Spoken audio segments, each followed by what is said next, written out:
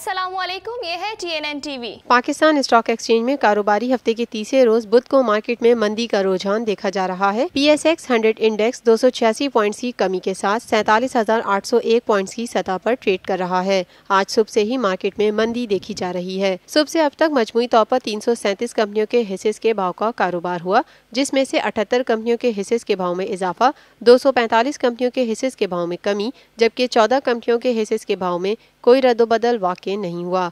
Market माहिरीन का कहना है कि मार्केट में उतार चढ़ाव का सिलसिला आइंदा भी जारी रहेगा। देखते रहिए मजीद खबरें और exclusive reports. Lotus Lake Towers, a groundbreaking endeavor by Lotus Properties.